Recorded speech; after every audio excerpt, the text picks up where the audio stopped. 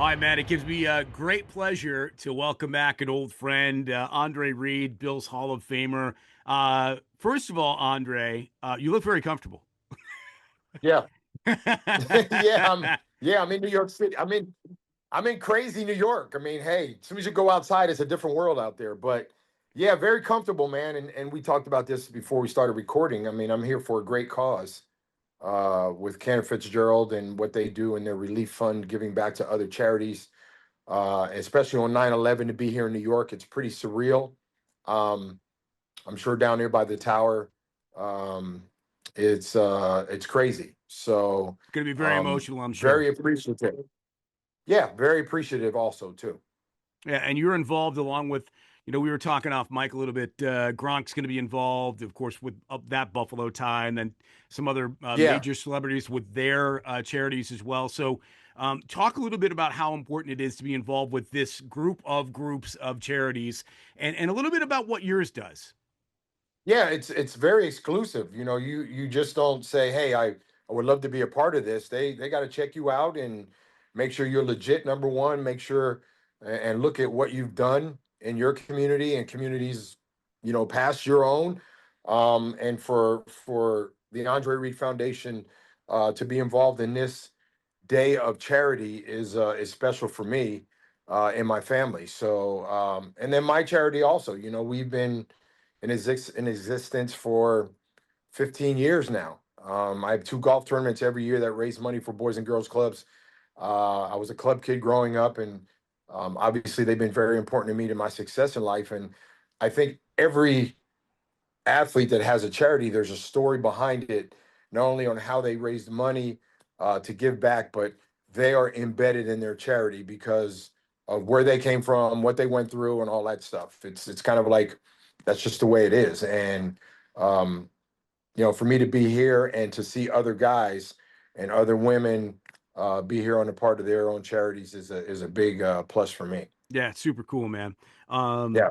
I know you're involved in a business venture as well, and I'm going to get to that in a second. That Uh-huh. not only benefits you and your charity in terms of income, but also has a little side effect as well that I'm quite sure that you can talk about. So we'll get to that in a second. Yeah. I was watching the game the other night, and I was sitting there with a buddy of mine. He goes, Last night, you mean, or 2 nights ago? 2 nights ago. Yeah. Yeah. Yeah. So we're watching the game. He sees you on TV. Obviously, you're doing the right here, right now, all that. He goes, I think Andre could still play. Well,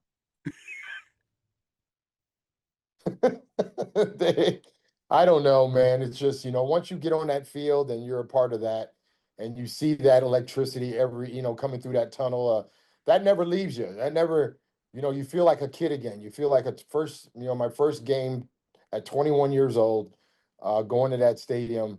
Um, it brings back those kind of memories.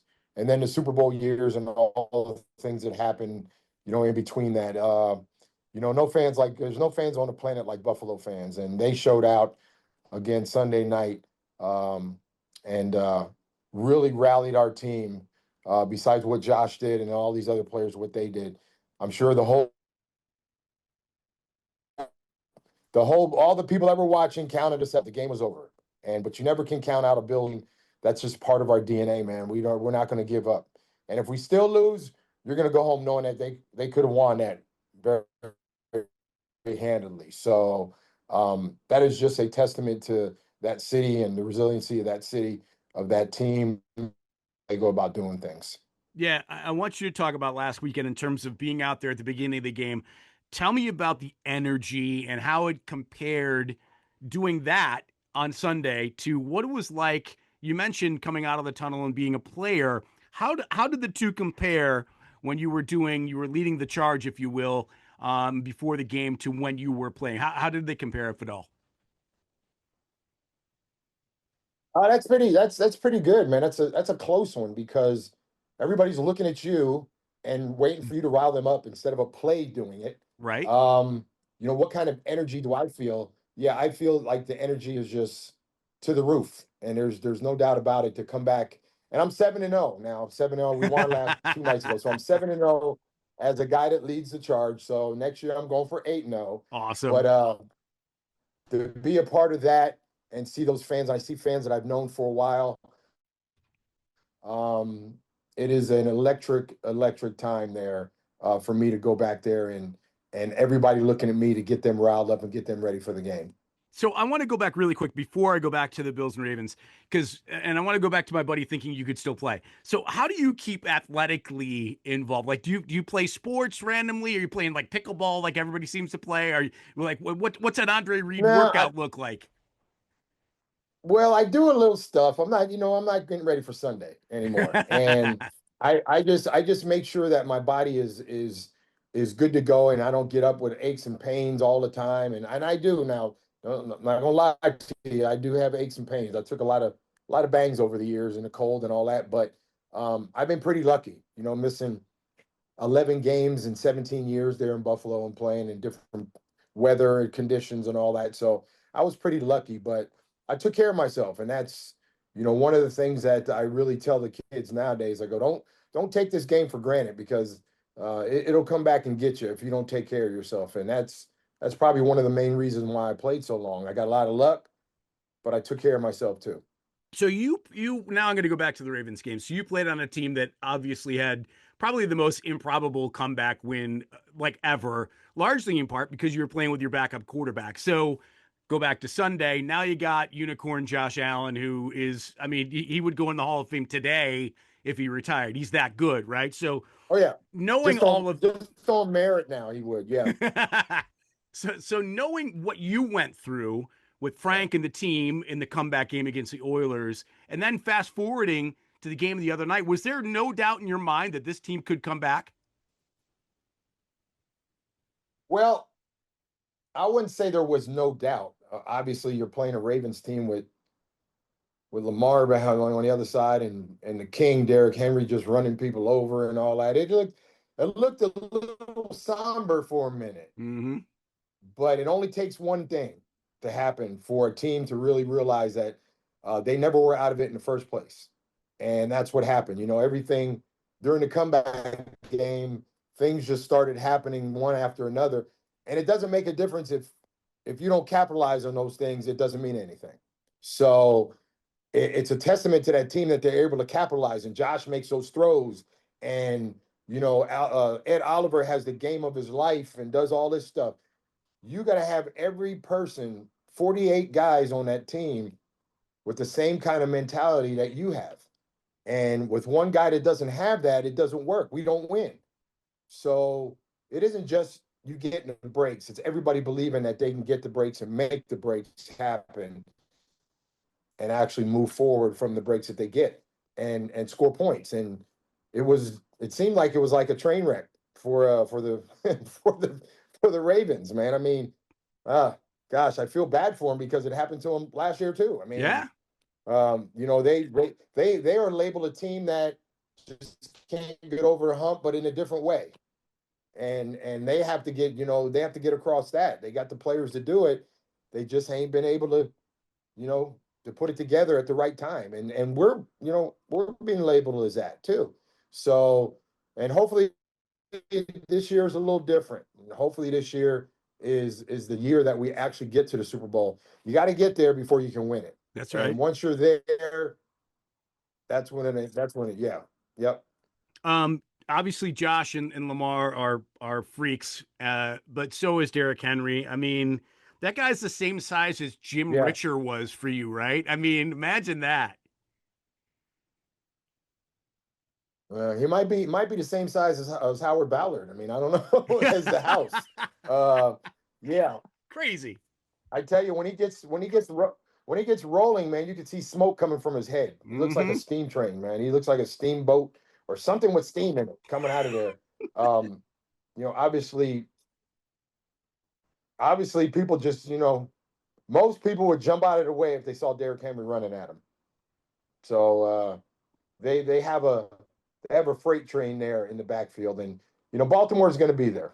You already just know that. Yeah, So for sure. they're going to find their stride, and you'll see Baltimore Buffalo come January. Yeah, for sure. Um, all right, let's fast forward to this. Obviously, it's the last year at Highmark. You're fully aware of Yeah. that. Tell me something about that stadium that people might not know? Oh, that's a good one, bro. I don't know. Is there I don't know are if there there's any any slip like doors hidden place? anywhere Yeah, or anything right. like that. Yeah, because what people Yeah, might I don't not know if there's know any slip doors. when you were there, if people don't We, know this, like your yeah, weight room was there, right? Your main locker room was there. You everything. practice, Yeah, everything was yeah, in one building. yeah. Everything was in one building. You didn't have the building that's over there now, that is a little more isolated from the stadium. So the practice field was a 50-yard bubble that when it snowed, you didn't know if it was going to come down on you or not. I mean, we were in there a couple times and we were like, Marv, I think these noises don't make any sense and we shouldn't really be in here. So yeah, that was crazy. That's not Highmark Stadium related, but sort of is in its own right. Um, Yeah, so for you, like, what was your favorite moment in that stadium? I mean, you already mentioned coming out of that tunnel that first game as a rookie, but there's so many. Was there yeah. one that stands out more than the others? I think, you know what, it wasn't really the beginning of the game. I think it was the coming out to halftime for the game against the Oilers, because the energy was a different energy. Because it seemed like the fans knew that we could win this game, just like we knew we could win this game. And we were all on the same page. And we had to make it happen, obviously, and get the breaks and do things like that. But we had 75,000 fans on our side. And we kind of could feel that, coming out there at halftime. And one thing after another happened, and that was the stuff that we needed to win that game. So, I mean, I can't just say there's a lot of games. There's a lot of games that, um, anytime you go in that stadium, man, it's a different aura. It's a different aura in that stadium. Yeah, Yeah, it's going to that's be sad. It's going to be sad that it's going to get knocked down, and they're going to be playing across the street next year. So, but that's why this is the farewell season for old Rich Stadium, old Ralph Wilson Stadium. A lot of great memories in there. yeah, for sure, for sure. Um, and also a big difference between there when you played there and the new stadium and stadiums of Yeah. today is you guys basically played on a carpet covered piece of concrete. A little bit more cushion on those fields today, huh? Yeah. Oh yeah. Oh yeah. It was like playing out here on Fifth Avenue, man, in New York. It was yeah, your tires were gonna go bald quick, I tell you. But you know what? That's the way it was. Yeah, They everybody had to play on it. You came to Rich Stadium or old Ralph Wilson Stadium, old Rich Stadium, yeah, everybody had to play on that field. And we used the weather to our advantage. And even in the new stadium, that's going to be, they're going to start playing in it next year. That, hey, there's some advantages there. You come to Buffalo, obviously there's going to be some advantages because of the cold. So, but um, you still got to play football. And there's two teams out there that want to win. And after a while, really the stadium really kind of like, you kind of forget about that. You're just yeah. playing in it. You got to execute what you did all week and practice and see where the chips fall. That's it. There is a And zone. and kind of adjust on the run. There's a zone, yeah, and adjust on the run. You're in New York, so what do you make of the game this weekend? Yeah, actually, yeah. Um, I don't know, man. The Jets are sneaky, man. The Jets played a great game. They played a pretty good game, Sunday against the Steelers, and Aaron Rodgers was back in New York. I'm sure he got some booze, but they could have won that game. And Pittsburgh is a pretty good team. Pittsburgh is going to make some noise this year. So you never can count the Jets out. The Jets are always that team that if you don't come to play, the Jets are going to send you home with a loss. So I'm sure Sean knows that, and all the players know that. They got to come. They got to come with the same intensity that they had against the Ravens to win on Sunday, this coming Sunday here. All right, two last questions before I want to talk about your partnership and the business that you're involved in. Keon Coleman, Yeah, breakout game Sunday. What do you make of his yeah. potential? It's just great for his confidence. Obviously a first rounder. at receiver is there's a lot of pressure on you. There's a lot of pressure on you to be the man. I talked to him a lot last year and messaged him a few times already this year. Just keep your head, in the game and keep your head on the right track here. It's just one game, and you're going to be counted on a lot this year to do that every game. You're going to be counted on. So that's the mentality that he has to have. That he's the guy that they go to make that play when it was there, and he did that. Josh Palmer also. So, and I'm sure Josh knows that he's going to throw him the ball, and you got to make the play. So, I think he's going to be all right. And then lastly, who was your? I mean, everybody now in 2025, everybody owns a jersey, right? Do you remember the first jersey you had as a kid? And was it something that mom or dad or someone just gave you randomly, or was it of your favorite player? You know what? It wasn't of my favorite player. It was just a jersey with a number on it.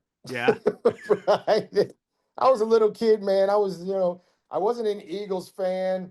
I probably had something Steelers yeah. because I was a Steelers fan growing up as a kid.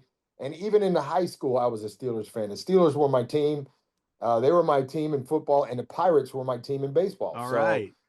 in 79, when I was uh, a junior in high school, um, the Steelers won the NFL championship that year, and the Pirates won the baseball championship that year. So they were called the City of Champions. And I used to walk around, and I was a big Steelers fan and Pirates. I don't know if I had anything Steelers or Pirates. I probably did. But obviously, as a kid, you were proud of your team, just like kids are nowadays. Until I got drafted in Buffalo, and I was like kind of a closet Steeler fan now. Right. Yeah, I don't want to. Yeah, so when we play the Steelers this year, I'm gonna be like, well, obviously I'm Bills, but I've always had an affiliation with Pittsburgh, so that's And pretty funny. Yeah, you're linked historically with a Pittsburgh guy and Jim Kelly, right? I mean, like it's yeah, yeah. Hey, that's how it is. East Brady guy. Yeah, right. definitely. Yep, yep.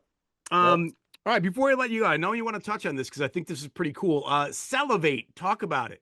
Yeah, yeah. I started taking these gummies about a year and a half ago. Celebrate is a company out of Florida.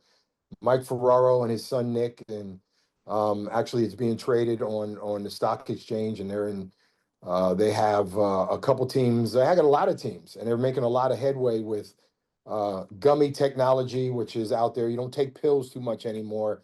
It's a great thing, and I've been using it because obviously I've took a lot of hits over the years, and um, some days I feel good, some days I don't feel so good. But this product has really set the bar high for me with these gummies and inflammation, just overall health vitality. Um, and taking these gummies have really done a job for me, the way I feel every morning when I wake up. And, their SOD technology is all about the cells and repairing the cells faster. And that's what this product does. And I'm proud of this product. And, I rep it because it does the job for me. And again, they're in college. College teams are using it. There's some pro teams that are using it.